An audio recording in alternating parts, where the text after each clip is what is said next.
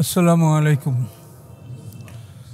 আমরা সূরা জুমার উপরে আলোচনা করতেছিলাম।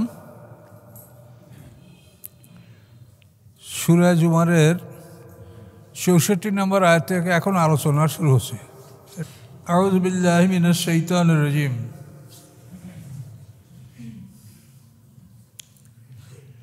কুল আফা গায়রাল্লাহি তা'মুরুনি আ'বুদু আইয়ুহাল জাহিলুন। আল্লাহ বলেন, হে রাসূল, আপনি বলুন তাদেরকে, কুল আপনি বলুন যে হে জাহেলরা, হে নির্বোধেরা, তোমরা কি আমাকে আদেশ দিচ্ছ যে আল্লাহ ছাড়া অন্য কারো ইবাদত আমি করব? তোমরা কি এটা ইচ্ছা করছো? ওয়ালাকাদ উহিয়া ইলাইকা ওয়া ইলাল লাযিনা মিন ক্বাবলিকা, অথচ ওহী করা হয়েছে আপনার প্রতি এবং তাদের প্রতি যারা আপনার আগে ছিল। কি ওহী করা হয়েছে? লাইন আশরাকতা লায়াহবাতান্না আমালুক, যদি আপনি শিরক করেন তাহলে আপনার সমস্ত আমলগুলো ঝরে যাবে, আমলনামা থেকে ডিলিট হয়ে যাবে। ওয়ালা তাকুনান্না মিনাল খাসিরিন, এবং অবশ্যই আপনি ক্ষতিগ্রস্তদের অন্তর্ভুক্ত হবেন। শিরক এমন একটা অপরাধ, এইটা করলে সমস্ত নেক আমলগুলি নষ্ট হয়ে যায়। অন্য গুনাহ যেগুলি আছে, এমনকি খুন করা পর্যন্ত, কতল, জেনা, এগুলি করলেও অন্য নেক আমলগুলি নষ্ট হবে না। এটা যদি আল্লাহ ক্ষমা না করে বা তওবা না করে কেউ, তাহলে ওজন হবে দুটোই, কিন্তু নেক আমল নষ্ট করবে না। মানে এক কথায় শিরক ছাড়া অন্য কোনো পাপ, সেটা যতই বড় হোক, সেটাই আপনার নেক আমলগুলি নষ্ট করবে না, কিন্তু শিরকে আপনার নেক আমলগুলি নষ্ট করে দেবে সব। খুবই মারাত্মক কথা। তো এই জন্য শিরক থেকে আমাদেরকে সতর্ক থাকতে হবে। তো এখানে উপরে আয়াতে আল্লাহ কি বললেন যে ওগো জাহেলরা, তোমরা কি মনে করছো, তোমরা কি আমাকে আদেশ করছো যে তোমরা যে আমি আল্লাহ আফা গায়রাল্লাহি তা'মুরুনি আ'বুদু আইয়ুহাল জাহিলুন, যে আমি মুহাম্মদ সাল্লাল্লাহু আলাইহি সাল্লাম আল্লাহ ছাড়া অন্য কারো ইবাদত করব, এমন আদেশ তোমরা দিচ্ছ আমাকে? আমি কি তাই করব? কখনোই না।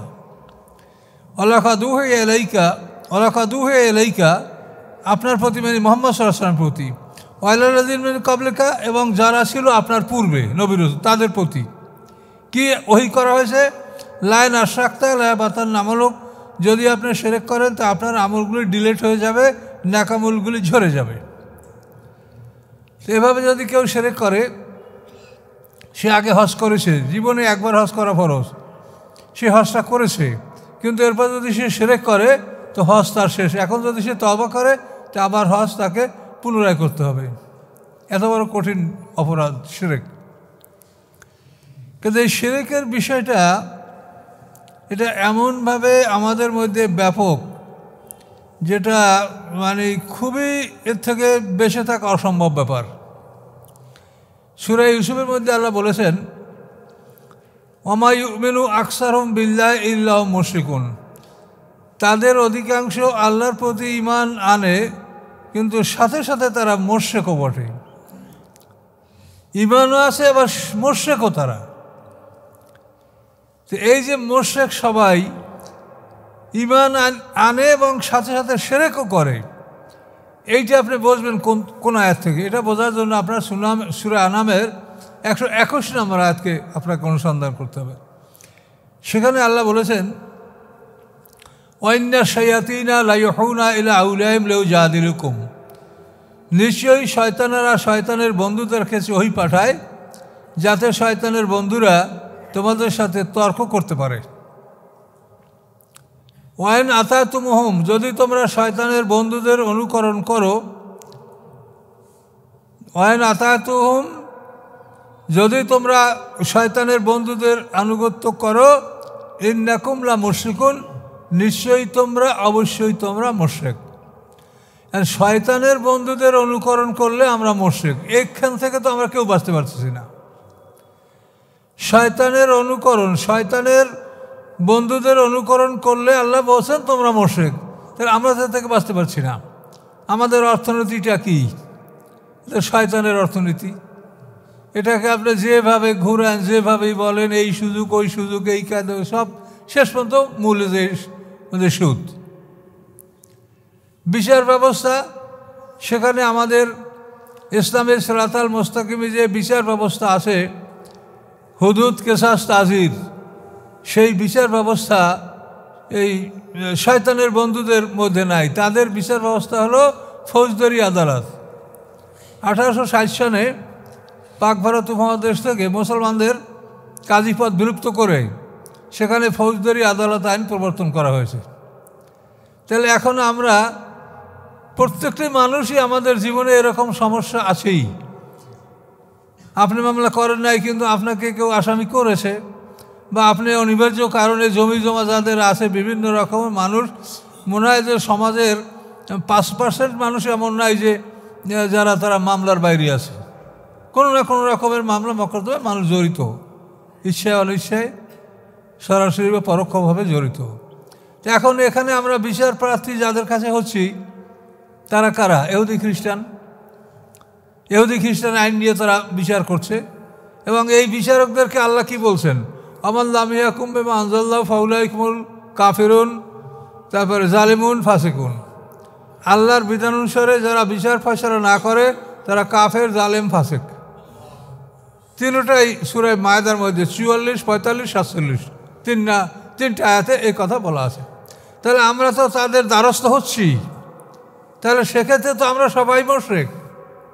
বলেন, ওয়াইন আতাতুমুহুম ইন্নাকুম লামুশরিকুন, যদি তোমরা তাদের আনুগত্য করো নিশ্চয়ই তোমরা, অবশ্যই তোমরা মুশরিক। তাহলে তো আমরা সবই মুশরিক কোরআন আয়াতে। কাজে এই জন্য শিরকের বিষয়টা খুবই মারাত্মক, এবং এর থেকে অব্যাহতি পাওয়ার একমাত্র পথ যে মুসলমানরা সারা পৃথিবীতে তার আলাদাভাবে, পৃথকভাবে তারা নিজেদের জীবন ব্যবস্থা, রাষ্ট্রীয় ব্যবস্থা, ব্যাংকিং ব্যবস্থা, অর্থনীতি, এগুলো সব মুসলমানরা নিজেরা কোরআন আইন প্রবর্তন করবে।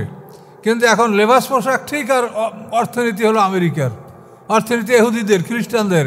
তাহলে এই লেবাসে আমরা তো লেবাস নিয়ে উঠতে পারবো না, হাঁসের মাঝে ওঠা লাগবে ল্যাংটা। লেবাসের কি গুরুত্ব আছে বলেন? এখন তো আমরা লেবাস পোশাকে সবাই কামেল হুজুর, ফরজ নাই, অথচ হুজুররা সবাই কামেল। নিজে বেসে যাবে, আপনাকেও নিয়ে যাবে, হুজুরের বাড়ি যান টাকা পয়সা নিয়ে। কি তাহলে এই যে কোরআনের কথাগুলি ডাইরেক্ট, এর মধ্যে কোনো অস্পষ্টতা নাই। শয়তানেরা শয়তানের বন্ধুদের কাছে ওই পাঠায়। তার কারণ হলো আদম আলাইহিস সালামকে সৃষ্টি করার সময় শয়তানের ইবাদতের বয়স হয়েছিল 2,40,000 বছর। তাহলে শয়তানের কত জ্ঞান? শয়তানের ওস্তাদ হলো জিবরিল আমিন। শয়তানকে জিবরিল আমিন লেখাপড়া শিখেছে, জিবরিল আমিন লালন পালন করছে। তো এখন এই শয়তানের তো বহু জ্ঞান আছে। এখন এই জ্ঞান যারা সমৃদ্ধ করে সে তার বন্ধুদেরকে, এবং তার বন্ধুরা আমাদের সাথে চ্যালেঞ্জ করে। এখন আমরা এমন একটা পরিস্থিতিতে পৃথিবীতে আছি যে আমরা আসলে সবাই শিরকের মধ্যে ডুবে আছি, কিন্তু এ ব্যাপারে কারও কোনো কথা নাই। সব কথা হইলো অমুক দোয়া করেন, বেহেশতের 8টা দরজা খুলে যাইবে, তারপর আপনার ওইখানে বসে মারামারি করবেন। 8টা দরজা খুললে তো একটা দরজা দিয়ে তো লক্ষ কোটি মানুষ ভেসতে যাইবে। তা আপনার যদি দরজা খুললে দেয় বলে ঢোকেন, তা তো পিটাপিটি করবেন বেশি। আল্লাহ ছিল বলে নাই, আল্লাহ বলছে যে ফেরেশতারা তোমার সাথে থাকবে, তারা তোমাকে তোমার গৃহে পৌঁছে দেবে। এটা হলো কোরআনের বিবরণ। নাহনু আউলিয়াকুম ফিল হায়াতিদ দুনিয়া ফিল আখিরা। এই যে দুনিয়া এবং আখিরাতে তারা আমাদের বন্ধু থাকবে, এই ফেরেশতারা এই দায়িত্ব পালন করবে। এবং এ ব্যাপারে আল্লাহ রাসূলের হাদিসও আছে, বুখারী মুসলিমের একেবারে বিশুদ্ধ হাদিস, যে প্রত্যেকটা মানুষকে সকাল সন্ধ্যায় তার আমল দেখানো হয়। আব্দুল্লাহ ইবনে ওমর থেকে হাদিসটা বর্ণিত, আন্না রাসূলুল্লাহ সাল্লাল্লাহু আলাইহি ওয়াসাল্লাম ক্বালা ইন্নাযা আহাদাকুম মাতা, নিশ্চয়ই তোমাদের কেউ যখন মারা যায়, ওরেজা আলাইহি মাকাদহু বিল গাদাতি ওয়াল আশি, সকাল সন্ধ্যা তার ঠিকানা তাকে দেখানো হয়। ইনকামনাল জান্নাতে ফামিনাল জান্নাহ, যদি সে জান্নাতবাসী হয় তার জান্নাতের ঠিকানা তাকে দেখানো হয়। অনকানা মেনার নার, যদি সে আগুনের অধিবাসী হয় আগুনের ঠিকানা তাকে দেখানো হয়, এবং বলা হয় এই তোমার ঠিকানা, বিচারের পরে এই ঠিকানায় তোমাকে পৌঁছিয়ে দেওয়া হবে। বুখারী মুসলিমের হাদিস। তো হুজুরের এই হাদিসটা তো বলে না, বলছে শুনছেন একদিনও? তাহলে এখন এই সমস্যাগুলি এগুলি কোরআনের কাছে আসলে আমরা অন্তত ভীত হব, অনুতপ্ত হব যে আমরা আসলে ভীষণ বিপদে আছি, কিন্তু আমাদের কোনো অনুতাপ নেই, অনুশোচনা নাই। মনে হয় যেন আমরা একেবারে বেহেশতের মালিক। এক একজন কি মানে তো দেখতেছেন অবস্থাটা আমাদের, এই অবস্থাটাতে আমাদের থাকা উচিত। আমাদের তো অনেক দুশ্চিন্তাগ্রস্ত থাকা উচিত। আমরা অত্যন্ত ভীত সন্ত্রস্ত থাকবো যে এই সমস্যার মধ্যে আমরা আছি। সারা দুনিয়ার মুসলমানদের মধ্যে কোনো চিন্তা আছে? আনন্দ উৎসব, লাফালাফি, এ নিয়েই তো আমরা আছি। কী করবেন কোন? তারপরও আমরা নিরাশ হব না। ভেস্তে যাবে খুব কম লোক, অল্প সংখ্যক লোক ভেস্তে যাবে। কাজেই জান্নাতে যারা যেতে চান তারা কোরআনের পক্ষে থাকেন, কোরআনের কথা শোনেন, মানুষকে কোরআনের কথা বলেন। আপনি যেগুলো শিখেছেন, এই আমার শ্রোতারা আমাকে মোবাইল করে, কাল হুজুর যার কাছে বলি সেই আমাকে প্রত্যাখ্যান করে। এ করবেই তো, নবী রাসূলকে প্রত্যাখ্যান করছে, আপনাকে করবে না? ওনারা ওই মান্দাতার আমলে যা জাল হাদিস শিখে রাখছে ওইটা ঠিক, আরগুলো সব ভুল। আপনি আমরা কি বলছি এখানে? আমাদের কারোর সাথে শত্রুতা আছে? কোরআনে যে কথাটা বলা হয়েছে, কোরআনে দুটো আয়াত সম্পর্কে আপনাদেরকে আমি অবহিত আগে করেছি, আবারও করছি। যে সূরা মোমেন 45-46 নম্বর আয়াতে আল্লাহ বলেছেন ফেরাউন সম্প্রদায় সম্পর্কে যে আন্নারও ইউরাজুন আলাইহা গুদুম আসিয়া, আগুনের সামনে সকাল সন্ধ্যা তাদেরকে উপস্থাপন করা হয়। ওয়ায়ামা তাকুমুসা, এবং যেদিন কিয়ামত অনুষ্ঠিত হবে, আদখিলু আলা ফেরাউন আসাদ্দাল আজাব, আল্লাহ ফেরেশতাদেরকে আদেশ দিবেন যে এই ফেরাউন সম্প্রদায়কে কঠিন শাস্তির মধ্যে প্রবেশ করাও। তাহলে কঠিন শাস্তিটা হবে বিচারের পর। তা আপনারা কবরের মধ্যেই মারিয়ে ফিটিয়ে ভাঙ্গিয়া কাঠি ভেঙে ফেলাইছেন, হাড় ভাঙ্গিয়ে ফেলাইছেন, গুঁড়ো গুঁড়ো করে ফেলাইছেন, তো এটা আপনারা কোথায় পেলেন? তো আল্লাহর কোরআনের খেলাফ।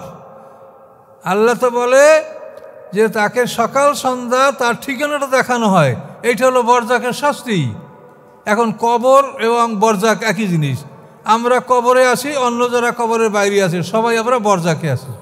আল্লাহ কোরআন পাকে বলেন অমে ওয়ারাহিম বারজাকুন ইলা ইয়াউমি ইউবাসুন, তাদের সামনে বরজাক পুনরুত্থান দিবস পর্যন্ত।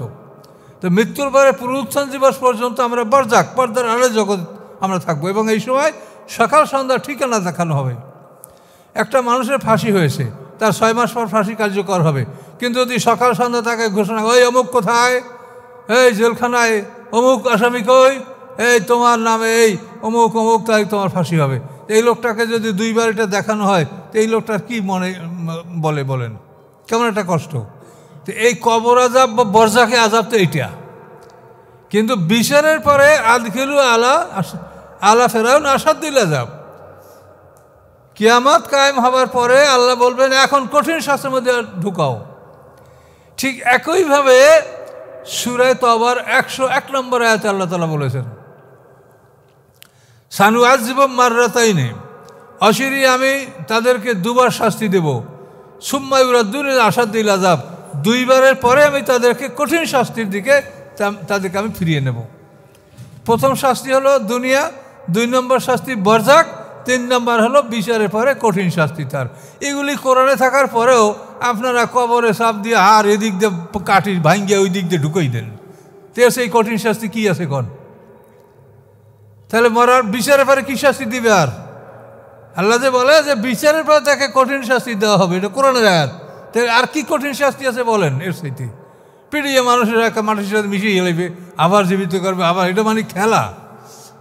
এটা খেলা যে একটা মানুষকে মারা এবং জীবিত করা, এটা কি খেলনা? আল্লাহ মানুষকে জীবন মরণের ব্যাপারটা একটা একমাত্র আল্লাহর হাতে, এবং এইটা যেভাবে মাতৃগর্ভে একটা মানুষ পর্যায়ক্রমে অগ্রসর হতে হতে মানে আস্তে আস্তে ডেভেলপ করতে করতে একটা মানুষ যেভাবে হয় এবং জন্মগ্রহণ করে, হাসরের ময়দান ওই রকম। প্রথম সিংহার ফুৎ করে মাটিতে একত্রিত হবে, তারপর সুদূরহ ঢুকবে, দ্বিতীয় সিংহার ফুৎ করে নফসগুলি ঢুকবে, ঢোকার পরে মাটির মধ্যে সে পূর্ণাঙ্গ জীবন লাভ করবে, তারপর বৃষ্টি বর্ষণ হবে, মাটি ফুটে সে বের হবে।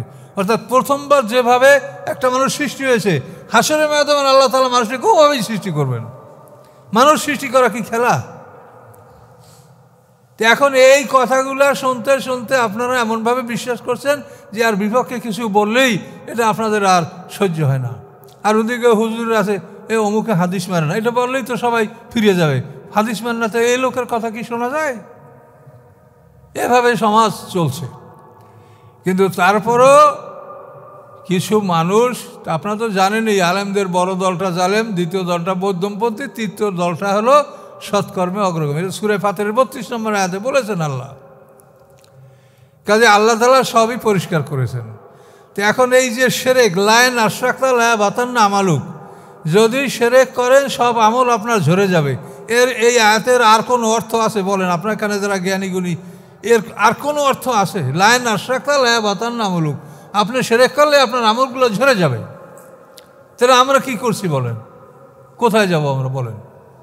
এখন আমরা যদি এ ব্যাপারে আমাদের মনের মধ্যেও একটা চেতনা থাকে, আল্লাহ রাসূল বলছেন যে অন্যায় যদি শক্তি থাকে তাই হাত দ্বারা ফিরাও, আর যদি শক্তি না থাকে তাহলে মুখে বলো, আর মুখেও যদি বলতে না পারো তো মনে মনে ঘৃণা করো। কিন্তু কোনো পর্যায়ে তো আমরা নাই, আমাদের মাথার মধ্যে চিন্তাটাই নাই যে আমরা এরকম একটা ভুলের মধ্যে আছি। সবাই আমরা একেবারে কামেল, সবাই পরিপূর্ণ, নিজে ভেসতে যাবো, আপনাকে নিয়ে যাবো, টাকা পয়সা দেন আমারে। এই তো আমাদের ইসলাম, ধর্ম ব্যবসা। এই যে ধর্ম ব্যবসা যারা করে তাদের কখনো কোনো বিপদ হয় দেখছেন? তারা এই যে চরম দুর্যোগের আমলে, ফেসিবাদী আমলে তাদেরকে কোনো কষ্ট হয়েছে? তাদের ব্যবসা রমরমা চলতেই আছে, তাদের কোনো অসুবিধা নাই। কিন্তু যারা মুসলমান, একটু কোরআনের পক্ষে, তাদের আর কোনো উপায় নাই। তাদের এই 16 বছরে ঘুমায় নেই যে কখন পুলিশ বাড়িতে রাত্রে আসে। সত্য কিনা বলেন? তাহলে এখন এইটার বিচার আল্লাহ করবে যে আপনি সবার সাথেই আপনি গোলালু হইয়া আপনি এটা চললেন। এটা আল্লাহ কি বলছে কোরআনে? ওয়াদ্দুল্লাহ তুদহিনু ফায়ুদহিনুন, কাফেররা চায়, মুশরিকরা চায় যে আপনি যদি তাদের সাথে আপোষ করেন তারা আপনার সাথে আপোষ করবে। মোদাহানাত, এটা আমার আলাদা বোধহয় 3 নম্বর বইতে 70 দলের বই, ওখানে মোদাহানাত, বাতিলের সাথে আপোষ করা, এটা হারাম, কুফরি পর্যায়ের গুনাহ। তো বাতিলের সাথে আপোষ করে এই আমাদের সমাজের অধিকাংশ আলেম ওলামা, পীর মাশায়েখ এরা চলছে। আর এদের পিছনেই মানুষ দৌড়বেই তো। ভুল যেখানে সেখানেই মানুষ যাবে। সত্যের কাছে মানুষ যেতে চায় না, শয়তান বাধা দেয়। সিরাতাল মুস্তাকিম, উপরের দিকের রাস্তা, হাঁটা দিলে হাঁটু ব্যথা করে। আর শয়তানের রাস্তা সিরাতাল ধরলেন, একটু নামলেই ঝুঁকলেই দৌড়াইয়া গড়গড়াইয়া নামে। কাজে ওই রাস্তায় বেশি লোক তো থাকবেই। সিরাতাল মুস্তাকিম তো হাঁটু ব্যথার রাস্তা। শোনেন, তারপরও এই কোরআনের কথাগুলো আপনারা বোঝেন। এই কটা লোকে বুঝলে এটা একটা বিরাট ব্যাপার মনে করেন, যে এই কটা লোক যদি আপনারা কোরআন বোঝেন তো একটা বিরাট ব্যাপার। তাহলে এখানে আপনি কি পেলেন? লাইন আশরাকতা লা বাতান্না আমালুক, শিরক করলে আপনার আমল ঝরে যাবে। রাসূলকে বলছে, তা রাসূলের আমল ঝরবে আর আমাকেটা থাকবে? কি বলেন? আল্লাহ তাআলা সব কথা রাসূলকেই বলেন, আল্লাহ তাআলা আমাদের সাথে কথা বলেন না। এই জন্য তাকে বলছেন যে আপনি শিরক করলে আপনার আমল ঝরে যাবে। তো রাসূলের আমল ঝরে যাবে, আমাদের আমল থাকবে? আর এটাকে রাসূল শিরক করবেন, বিষয়টা আমাদেরকে বোঝানোর জন্য বলা হয়েছে। রাসূল শিরকও করবেন না আর আমলও ঝরবে না, এগুলো আমাদেরকেই বলা হয়েছে। বালিল্লাহ ফা'বুদ, বরং আল্লাহ তোমরা তার ইবাদত করো, অকুম মিনাশ শাকিরিন, এবং তার কৃতজ্ঞতা জ্ঞাপনকারী হও। ইবাদত মানে গোলামি। গোলামি মানে কি? মালিকের আদেশ যে পালন করে সে হলো মালিকের প্রকৃত গোলাম। এখন মালিক বলছে তুমি সুদ বর্জন করো, আমি পারলাম না, তাহলে এখন মালিকের কি আমি গোলাম থাকলাম? মালিক বলছে যে তুমি ওষুধ দাও, তুমি জাকাত দাও, কিন্তু না দিয়ে আমি ওষুধ দিব না, জাকাত দিব না, আমি খাজনা দিব, ভ্যাট দিব, ইনকাম ট্যাক্স দিব। তা আমি যদি মালিকের কথা না মানি তাহলে কি আমি মালিকের গোলাম থাকবো? এই জন্য বালিল্লাহ ফা'বুদ, আল্লাহ তোমরা তার গোলামি করো, সে যা বলছে তাই শোনো। আমরা তো তা শুনতে পাচ্ছি না, এবং শুনতে পারছি না বলে আল্লাহর কাছে ওজর খাই করবো, সেজন্য তো আমাদের প্রচেষ্টা দেখান লাগবে যে আমরা এই চেষ্টা করে ব্যর্থ হয়েছি, আল্লাহ আমরা পারি না, আমাদের ক্ষমা করে দেন। কিন্তু তাও তো যদি আমরা করছি কি না সেটা আপনারা ব্যক্তিগতভাবে নিজের জীবনের হিসাব নিজে করে দেখেন, যে আল্লাহর কাছে আপনি কোনো কৈফিয়ত উপস্থিত করতে পারবেন কিনা, কোনো জবাব দিতে পারবেন কিনা, সেটা আপনার নিজের জীবনের কথা আপনি নিজে হিসাব করে দেখেন। এটা আমি আপনার খবর জানি না, আপনি আমার খবর জানেন না যে আসলে এগুলি আমরা আল্লাহর কাছে কোনো জবাব দিতে পারবো কিনা, এভাবে আপনার জীবনে কোনো কর্মকাণ্ড আছে কিনা, সেটা আপনারা নিজ নিজ জীবনে পরীক্ষা করে দেখেন। এটা আমি বলতে পারবো না যে আপনার নাই, বা আপনি আমাকে বলতে পারবেন না যে আপনি কি করছেন। অনেকে জিজ্ঞাসা করে আমাকে যে আপনি কি করেন, আমি কি করি সেটা জিজ্ঞাসা করার দায়িত্ব কারো আছে? আমি কি করি সেটা দেখার জন্য তো আল্লাহর পক্ষ থেকে কেরামন কাতিমিন ফেরেশতা আছে। হ্যাঁ, আপনি একজনকে ওভাবে প্রশ্ন করবেন না, তার কারণ সে কি করে। কারো ব্যক্তিগত ব্যাপারে আপনার অনুসন্ধান করা নিষেধ শরীয়তে। কে কি করে করুক, আপনি হেদায়েতের কথা বলে যান, কাউকে মেনশন করবেন না। বুঝতে পারছেন? আমি কি করি সেটা দেখার জন্য তো আল্লাহর পক্ষ থেকে ফেরেশতা নিয়োজিত আছে। কোনো মানুষকে তো মানুষের জন্য নিয়োজিত করেন, এক করে দুনিয়ার মানুষে সিইডি রাখে পিছনে যে দেখাশোনা করার জন্য।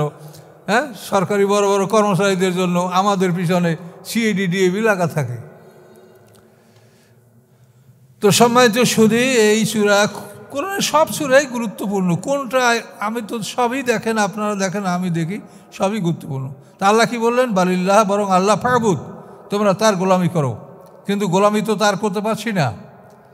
আল্লাহর গোলামি করছি একাংশ, আর একাংশ করছি শয়তানের গোলামি। অকুম মিনাশ শাকিরিন, এবং তোমরা হও কৃতজ্ঞতা জ্ঞাপনকারীদের অন্তর্ভুক্ত। আমা কদরুল্লাহ হাক্কা কাদরিহি, এবং তারা আল্লাহকে যথাযথ সম্মান দেখালো না। আল্লাহ বলেন আমার বান্দারা যথাযথ সম্মান আল্লাহকে দেখালো না। তার প্রমাণ কি? ওয়াল আরদু জামিয়ান কাবজাতু ইয়াউমাল কিয়ামা, কিয়ামতের 7 পৃথিবী আল্লাহর বাম হাতে থাকবে। ওয়াস সামাওয়াতু মাতবিয়াতুম বিয়ামিনি, এবং 7 আকাশ থাকবে তার ডান হাতে জড়ানো। এখন বলেন, এই যে কথাটা আল্লাহ বলছে ডাইরেক্ট, 7 পৃথিবী থাকবে বাম, এখানে বাম হাত লেখা নাই, তা আমি বাম হাত বললাম কেন? ওই যে সামনে হাতে আছে ওয়াস সামাওয়াতু মাতবিয়াতুম বিয়ামিনি, যে ডান হাতের 7 আসমান জড়ানো থাকবে, তাহলে থাকে বাম হাত, তাহলে বাম হাতেই তার 7 পৃথিবী থাকবে। কোরআন তো ওই রকমই, এটা খুব খুবই উন্নত মানের একটা ভাষা, যে আপনি বাম হাতের কথা বলেন নাই, কিন্তু আমি তর্জমা বললাম যে বাম হাত। তার কারণ সামনে আল্লাহ বলছেন আসসামাওয়াতু মাতবিয়াতুম বিয়ামিনিহি, 7 আকাশ তার ডান হাতে জড়ানো থাকবে। তাহলে আল আরদু জামিয়ান কাবজাতু ইয়াউমাল কিয়ামা, এই কবজায় বাম হাত। তো 7 পৃথিবী আল্লাহর বাম হাতে থাকবে, 7 আসমান আল্লাহ ডান হাতে। কোন দিন? যেদিন বিচারের সিংহাসনে হাসরের ময়দানে আল্লাহ উপস্থিত হবেন সেই দিন। এভাবে 7 আসমান ডান হাতে, 7 জমিন বাম হাতে নিয়ে আল্লাহ তাআলা আমাদের সাথে কথা বলবেন। সুবহানাহু ওয়া তাআলা আম্মা ইউশরিকুন, পবিত্রতা তার, সবার ঊর্ধ্বে তিনি, উহা হতে যা তার সম্পর্কে যা শরীক করা হয়, তার ব্যাপারে যা অংশীদার সাব্যস্ত করা হয়, তার থেকে তিনি অতি ঊর্ধ্বে, অতি পবিত্র।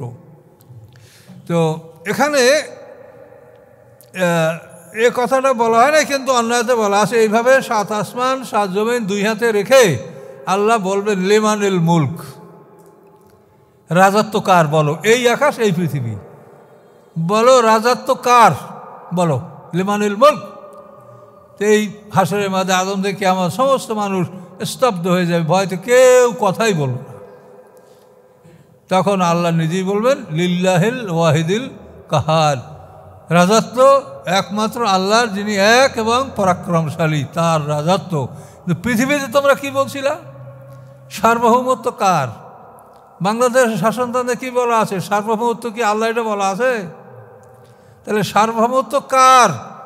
এখন তো আপনারা ক্ষমতার মালিক, আপনারা সার্বভৌমত্ব রাষ্ট্রপতি নাইলে প্রধানমন্ত্রীর, কিন্তু সেদিন আল্লাহ জিজ্ঞাসা করবে, সেদিন সবার মুখ বন্ধ থাকবে যে সার্বভৌমত্ব কার? লিল্লাহিল ওয়াহিদিল কাহার, সার্বভৌমত্ব একমাত্র আল্লাহর, যিনি এক এবং মহা ক্ষমতার মালিক। কোনো সন্দেহ আছে? কাজে এইটা এখনই মানতে হবে, এখনই মেনে তার গোলামি করতে হবে, তার গোলামি করার চেষ্টা করতে হবে। এই অনুভূতি যদি আমাদের মধ্যে থাকতো, তাহলে পৃথিবীতে মুসলমানদের কোনো অভাব নাই। মুসলমানদের ধন সম্পদ, অর্থ, তেল গ্যাস যাই বলেন, সমগ্র পৃথিবীর যত সম্পদ, এই সম্পদের 3 ভাগের 1 ভাগ সম্পদ হলো মুসলমানদের দখলে। আর জনসংখ্যা হলো মুসলমানরা সমস্ত জনসংখ্যার 4/1। জনসংখ্যায় আমরা 4-1 আর সম্পদ আছে আমাদের কাছে 3-1, তাহলে বেশি আছে না? তাহলে আমরা যদি এই অনুভূতিগুলি নিয়ে অগ্রসর হতাম আল্লাহর পথে, আল্লাহ আমাদেরকে সাহায্য করবেন। এবং সাহায্যটা আল্লাহ বলছেন অকানা হাক্কান আলাইনা নাসরুল মুমিনিন। হাক্কান অর্থ কি? পাওনা। আল্লাহ বলেন মুসলমানদের আমার কাছে তাদের সাহায্যটা পাওনা আছে। কি বলেন? কত বড় কথা!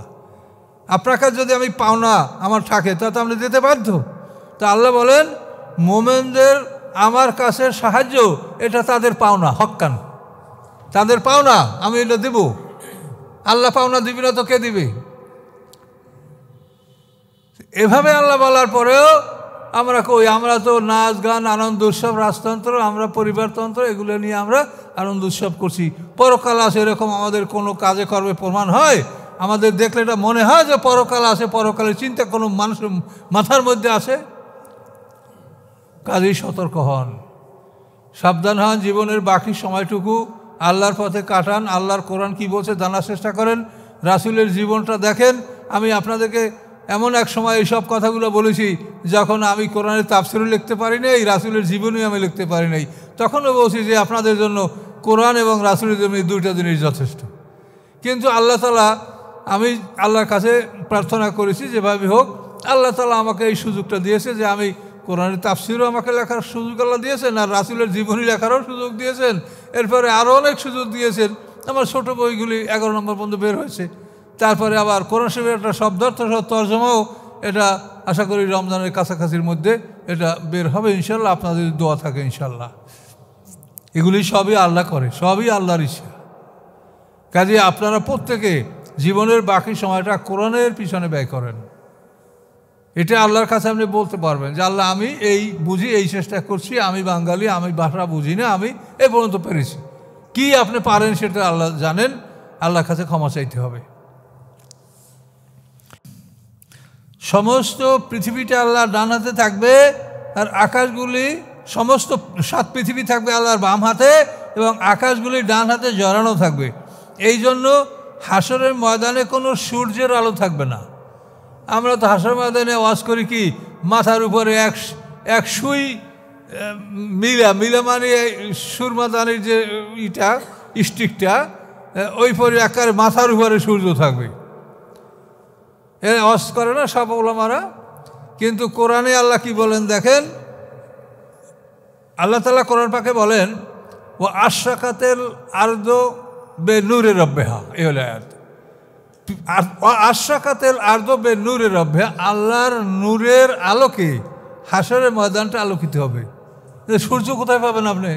সূর্য তো 7 আসমান আল্লাহ হাতে জড়ানো। তো 7 আসমান হাতে জড়ানো থাকলে আসমানের গ্রহ, নক্ষত্র, চন্দ্র, সূর্য এর কোনো ফাংশন থাকবে? তারপরে চন্দ্র সূর্য নষ্ট হয়ে যাবে, সেটা তো কোরআনে বলা আছে। জুমিয়ার শামসু ওয়াল কামার, চাঁদ সূর্য দুটাকে আল্লাহ তাআলা রোল করে, ভাঁজ করে রোল করে আগুনের মধ্যে ফেলাই দেবে। কাজে এই পৃথিবীতে যা কিছু দেখতে পান, এর কোনো জিনিস আল্লাহ তাআলা দ্বিতীয় জীবনে এগুলো ব্যবহার করবেন না। এই পৃথিবীতে যা দেখেন, সোনা দানা, চন্দ্র সূর্য গ্রহ নক্ষত্র, এর কোনোটাই আল্লাহ তাআলা ওই যে দ্বিতীয় জীবন আমাদের, ওখানে এর কোনোটা আল্লাহ ব্যবহার করবেন না। আল্লাহ নূরের আলোকে হাসরের ময়দান আলোকিত হবে। এটা কোরআন পাকে স্পষ্ট আল্লাহ বলছেন। সুবহানাহু ওয়া তাআলা আম্মা ইউশরিকুন। অনুফাকা সুর, সিংহা বাজানো হবে, সিংহায় ফুৎকার দেওয়া হবে। ফাসায়কা মান ফিস সামাওয়াতি ওয়া মা ফিল আরদ, অথবা বেহুশ হবে যারা আছে আকাশের মধ্যে, যারা আছে পৃথিবীর মধ্যে। আকাশ পৃথিবীতে যারা আছে সবাই এই সিংহার প্রথম ফুৎকারে বেহুশ হবে। তারপরে কি হবে? ইল্লা মান শা আল্লাহ, ব্যতীত তারা যাদেরকে আল্লাহ ইচ্ছা করবেন তারা বেহুশ হবে না। তারা কারা?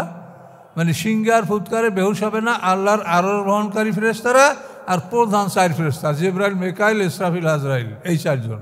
আর আল্লাহর আরোহণকারী ফেরেশতারা 4 জন বা 8 জন। এরা বেহুশ হবে না, আর সব বেহুশ হবে।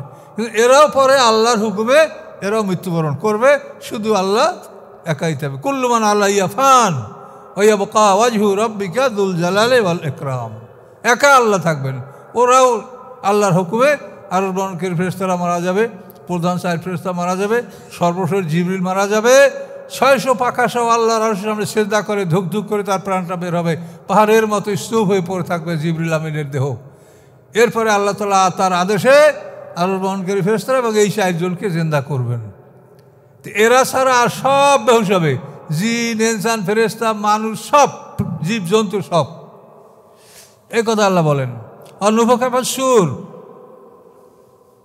ট্রাম্পেট উইল বি ব্লোন, ছিঙ্গা বাজানো হবে। ফাসফায়কা মানফিস সামাওয়াতে অমানফিল আরদ, অথবা বেহুশ হবে যারা আকাশের মধ্যে আছে, যারা পৃথিবীর মধ্যে আছে। ইল্লা মান শা আল্লাহ, ব্যতীত তারা যাদেরকে আল্লাহ ইচ্ছা করবেন। সুম্মা নুফিখা ফীহি উখরা, এরপর দ্বিতীয় ফুৎকার মারা হবে। ফাইযা হুম কিয়ামুন ইয়ানজুরুন, তারা দাঁড়িয়ে তাকাতে থাকবে। দ্বিতীয় সিংহের ফুৎকারে সব আমরা উঠে তাকাতে থাকবো যে কোথায় আসলাম, এই কোন জায়গা, এত অপরিচিত জায়গা, কোথায় আসছি, আমরা তাকাতে থাকবো। ও আশরাকাতিল আরদু বিনূরি রাব্বিহা, দেখেন। এবং এই আর্দ মানে এই আর্দুল জান্নাত, আর্দুল হাসর, আর্দে মাহশার, এই হাসরের ময়দানটা আর্দ বিনূরি রাব্বিহা, তার রবের আলোকে এটা আলোকিত হবে। কোনো চন্দ্র সূর্যের আলো সেখানে থাকবে না। কিন্তু আমরা তো একেবারে কমন আলেমরা ওয়াজ করে, মাথার উপরে সূর্য থাকবে, মগজ টকবস করে গলিয়ে পড়বে, এইসব কথা আমরা শুনতে পাচ্ছি। কোরআনের কথা আমরা শুনতে পাই না। কোনো অস্পষ্টতা আছে? ও আশরাকাতিল আরদু বিনূরি রাব্বিহা, হা মানে ওই জমিনের যে রব, ওই জমিনের রব আল্লাহ, তার আলোতে, নূরের আলোতে হাসরের ময়দানটা আলোকিত হবে। এখন আপনি যখন এখানে হুজুরে হাদিস মানে না, তাহলে আপনি যে কোরআন মানে না সে কথা কে কবে?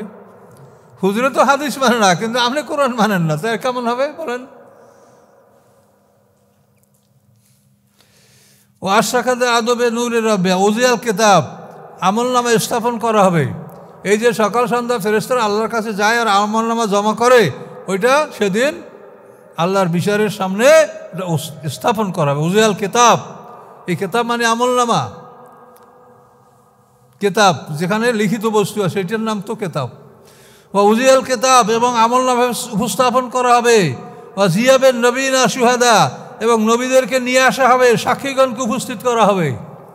নবীরা, সাক্ষীরা, কিতাব এগুলি উপস্থিত করা হবে এবং বিচার প্রক্রিয়া শুরু হবে। দেখেন পরিষ্কার কথা আল্লাহ বলেছেন।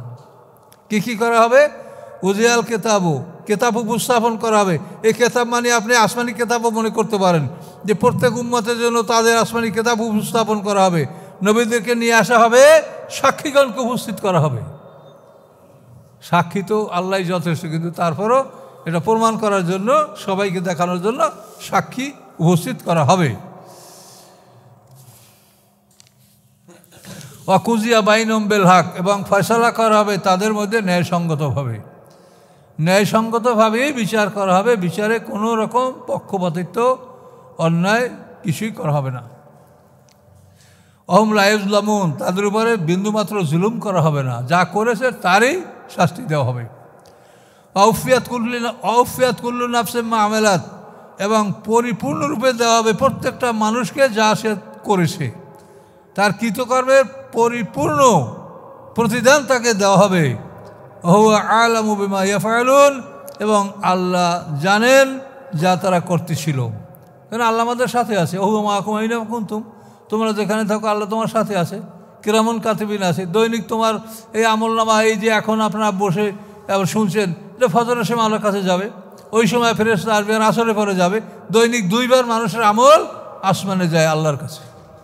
আর গলায় যে আমলনামা লটকানো, এটাও ফেরেশতারা লিখে রেখে যায়, এটা গলায় ঝুলন্ত থাকে। ডুপ্লিকেট কপি থাকে আমলনামার, একটা গলায় আর একটা ইল্লেন্সে জেনে আল্লাহর কাছে।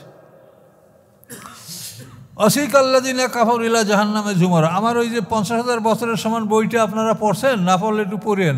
ওইটাকে 50টা আয়াত দেওয়া আছে, 50টা পর্ব। এই সর্বশেষ পর্ব হলো এইটা। বিচার প্রক্রিয়া যখন শেষ হয়ে যাবে, অসিক আল্লাযিনা কাফারু ইলা জাহান্নামা যুমারা, কাফেরদেরকে দলে দলে জাহান্নামের দিকে হাঁকিয়ে নিয়ে যাওয়া হবে। ফেরেশতারা ধাবরিয়া, মাইরিয়া, পিটিয়া, আবার কতককে মানে হাত পাও বাঁধিয়া মানে ফুটবলের মতো মানে পাও হাত গলার সাথে বাঁধিয়া তারপরে ধাক্কাইতে ধাক্কাইতে নিয়ে যাওয়া হবে, বিভিন্ন রকম নিয়ে যাওয়া হবে। অসিকাল্লাদিনা কাফারুল্লাহ জাহান্নামা ঝুমরা, দলে দলে কাফেরদেরকে জাহান্নামের দিকে নিয়ে যাওয়া হবে। হাতে যা যাওয়া ফুতিয়াত আবহাওয়া, এমনকি যখন তারা ওই দোজের কাছে যাবে তখন তার দরজা খোলা হবে। ওরা গেটে গেলে দোজকের দরজা খোলা হবে, তার আগে খোলা হবে না। মানে তার মধ্যে কোনো যেন বাতাস না ঢোকে, কোনো রকম বাইরের বাতাস না ঢোকে, ভিতরের তাপ বের হতে না পারে, এই জন্য দরজা খোলা হবে না। ওরা গেলে দরজা খোলা হবে। অকলম খাজানা তুহা, এবং তখন ওই দোজকের পাহারাদার বলবে, আলাম ইয়াতিকুম রসুলুম মিনকুম, তোমাদের মধ্যে হতে কি তোমাদের কাছে রসুল আসে নাই? তোমাদের মধ্যে হতে তোমাদের কাছে রাসুল আসে নাই? মুহাম্মদ সাল্লাম তাদেরই মধ্যে, তাদেরই ছেলে। সব জাতির রসুল ওই রকম তার জাতির মধ্যে থেকে আসে। এবং ইয়াতলুনা আলাইকুম আয়াতে রব্বিকুম, এবং সে কি রবের আয়াতগুলি তোমাদেরকে পাঠ করে করে শোনায় নাই? ওয়ুনজিরুনাকুম লিকা ইয়াউমিকুম হাযা, এবং এই দিনের সাক্ষাৎ সম্পর্কে তোমাদেরকে সতর্ক করে নাই? ফেরেশতাদের প্রশ্ন কিন্তু এগুলি সব। এই প্রশ্নের মানুষ কি বলবে? কলু বালা, তারা বলবে হ্যাঁ রসুল আমাদের মধ্যে থেকে আসছে। হ্যাঁ, তারপরে রসুল আমাদের কাছে আসছে এবং সে আমাদেরকে আল্লাহর কিতাব পাঠ করে শুনিয়েছে, সতর্ক করেছে, সবই করেছে। বালা, হ্যাঁ এগুলি সবই করেছে। রসুল আসছে, আমাদেরকে সতর্ক করেছে, আমাদেরকে সব কিছু আল্লাহর কিতাব পাঠ করে শুনিয়েছে। বলার পরে তখন ফেরেশতারা বলবে, কিলাদ খুলু আবাবা জাহান্নাম, তোমরা জাহান্নামের দরজা থেকে ঢুকে পড়ো, ঢোকো ঢোকো, প্রবেশ করো। খালিদিনা ফিহা, তথায় তোমরা অনন্তকাল থাকবে। ফাবেসা মাসওয়াল মুতাকাব্বিরিন, কত নিকৃষ্ট অহংকারকারীদের ঠিকানা। দুনিয়া যারা অহংকার করেছে, নবী রাসূলকে প্রত্যাখ্যান করেছে, হ্যাঁ, কত নিকৃষ্ট তাদের ঠিকানা। এ হলো কাফেরদের ব্যাপার। ওয়াসিকাল্লাযিনা তাকাউ রাব্বাহুম, এবং হাঁকিয়ে নেওয়া হবে তাদেরকে, ইত্তাকাউ রাব্বাহুম, যারা রবকে ভয় করেছে, ইলাল জান্নাতি জুমারা, জান্নাতের দিকে দলে দলে। তাহলে মোমেনদেরকেও হাঁকানো হবে। এর অর্থ হলো মোমেনদের বাহন হাঁকানো হবে। কাফেরদেরকে ওদেরকে ডাইরেক্ট হাঁকাইয়ে নিয়ে যাবে দোজখের দিকে, আর মোমেনদের হাঁকানো হবে বাহন। এখানে তাফসিরে খুব মজার কথা আছে। আপনারা আমরা যে আমলগুলো করছি এগুলি হাসরের ময়দানে আপনার কাছে হাজির হবে। হাজির হয়ে বলবে, এই সময় সর্বশেষ বলবে যে দুনিয়াতে আমি তোমাকে কষ্ট দিয়েছি, আমি তোমাকে এমন কষ্ট দিয়েছি যে শীতের রাত্রে ফজরে তুমি উজু করে নামাজ পড়েছো, কষ্ট করে তুমি রোজা রেখেছো, কষ্ট করে তুমি জিহাদ করেছো, কষ্ট থাকা সত্ত্বেও তুমি দান করেছো। এই সব কিছু তোমাকে আমি কষ্ট দিয়েছি, আমি তোমার ঘাড়ে চড়ে তোমাকে আমি কষ্ট দিয়েছি। কাজে আজকে আমি তোমার জন্য সওয়ারি হয়ে গেলাম, তুমি আবার আমার ঘাড়ে চড়ো, আমি তোমাকে জান্নাতে নিয়ে যাব। এইভাবে আমাদের আমলগুলি সেদিন সওয়ারিতে পরিণত হবে। এই আমলগুলি দুনিয়া আমাদের উপরে সওয়ার, আর আমরা হাসরের ময়দানে তাদের উপরে সওয়ার হব ইনশাআল্লাহ। তো মোমেনদের হাঁকানো হবে, মোমেনদের সওয়ারি হাঁকানো হবে, বাহন হাঁকানো হবে। আচ্ছা, এবং হাতে যা যাউহা, যখন তারা জান্নাতের কাছে যাবে, অফুতিয়াত আবওয়াবুহা, আগের থেকেই তাদের জন্য দরজা খুলে রাখা হয়েছে। তারা দরজার কাছে যাওয়ার আগের থেকেই তাদের দরজা খুলে রাখা হয়েছে। আবওয়াবুহা অকাল আলম খাজানাতুহা সালামুন আলাইকুম, এবং তাদেরকে জেলের পাহারা বলবে আপনাদের উপরে সালাম, কোনো প্রশ্ন নাই, শুধু সালাম দিবে। এরা ভিআইপি। তেবতুম, তোমরা সুখী হও, আনন্দিত হও। ফাদখুলুহা খালিদিন, প্রবেশ করো উহার মধ্যে অনন্তকালের জন্য। এভাবে জান্নাতীরা জান্নাতে যাবে, জাহান্নামীরা জাহান্নামে যাবে। এটা হলো 50,000 বছরের একটা দিনের সর্বশেষ পর্ব।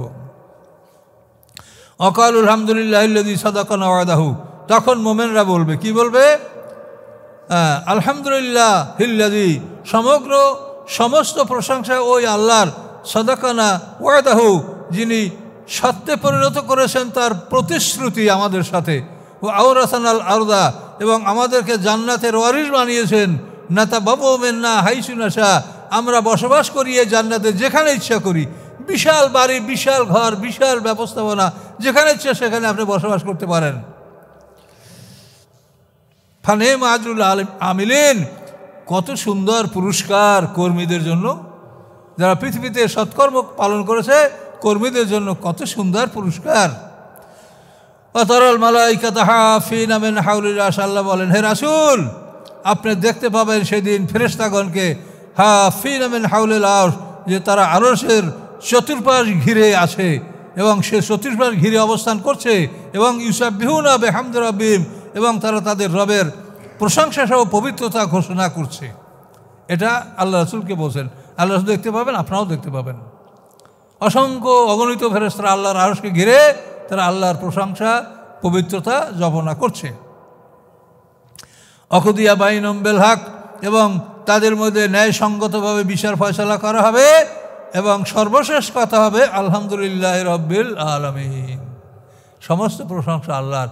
এটা সবাই বলবে, কেউ বলবে না যে আমার বিচার ভুল হয়েছে, আমি আপিল করব, আমি সুপ্রিম কোর্টে যাব, সেশন কোর্টে যাব, এটা কেউ বলবে না। সবাই বলবে বিচার ঠিক হয়েছে, আলহামদুলিল্লাহ রাব্বিল আলামিন। সবাই আল্লাহর প্রশংসা করবে।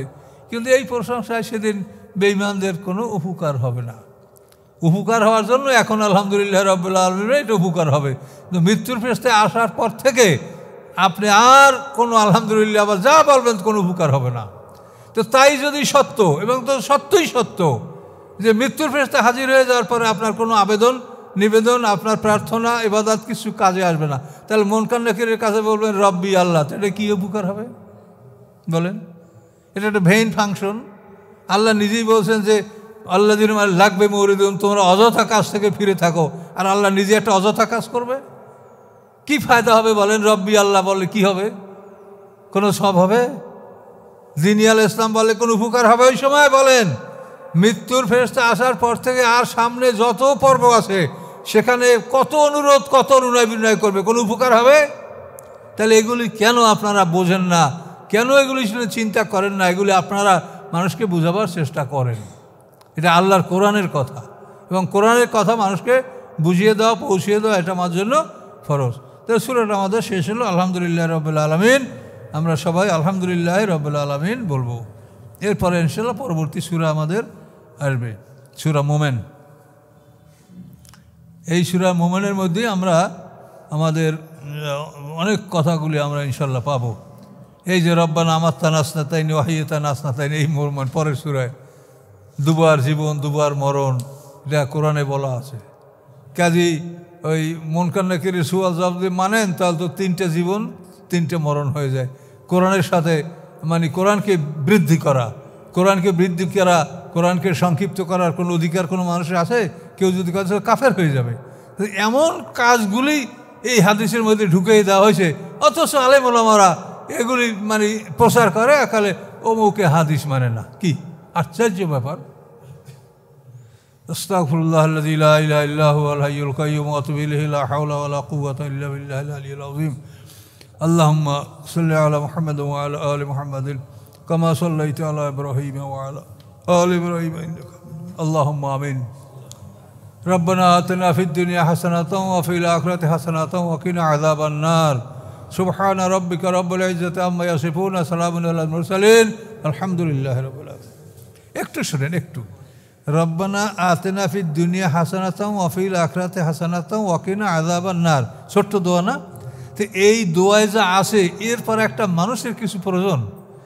দুনিয়ায় যত কল্যাণ আছে, আতিনা ফিদ দুনিয়া হাসানা, দুনিয়ায় যত কল্যাণ আছে সব কল্যাণ আমাকে দান করেন, এবং পরকালে যত কল্যাণ আছে সব আমাকে দান করেন, এবং আগুনের সাথে থেকে আমাকে বাঁচান।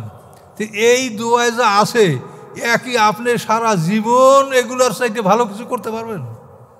তা আমরা এই দোয়া করতে করতে মানুষের হাত ব্যথা হয়ে যায়, হাত ছেড়ে দেয়, বিরক্ত হয়, কোন দোয়াই মোটে শেষ হয় না। আর আল্লাহ তাআলা কীভাবে বলেছেন দেখেন, রব্বানা আতিনা ফিদ দুনিয়া হাসানা ওয়া ফিল আখিরাতি হাসানা ওয়া কিনা আযাবান নার। হে আল্লাহ, দুনিয়ার কল্যাণ, এখন দুনিয়ার কল্যাণ আপনি লেখলে তো বিরাট বই হয়ে যাবে, তারপরেও আপনি সব লিখতে পারবেন না। তো দুনিয়ার কল্যাণ, আখিরাতের কল্যাণ এবং আগুনের শাস্তি থেকে মুক্তি পাওয়া, এই যে দোয়া, এর চাইতে পৃথিবীতে কি আছে একটা মানুষের জরুরি সেটা বলেন। কাজে এই জন্য আমরা যে অযথা ওইরকম মানে নিজেদের ইচ্ছে মতো এক একটা চাহিদা মতো দোয়া করি, এই দোয়াগুলো আপনি করার নিষেধ আমি তা বলবো না, কিন্তু কোরআনে যে কথা আছে এই সমকক্ষ আপনি সারা জীবন 40 বছর দোয়া করিয়াও এই একটা দোয়ার সমকক্ষ আপনি কোনো কথা বলতে পারবেন না। ঠিক আছে, আসসালামু আলাইকুম। তারপরে আবার কোরআন শরীফের একটা শব্দার্থ তর্জমাও এটা আশা করি রমজানের কাছাকাছির মধ্যে এটা বের হবে ইনশাল্লাহ, আপনাদের দোয়া থাকে ইনশাল্লাহ।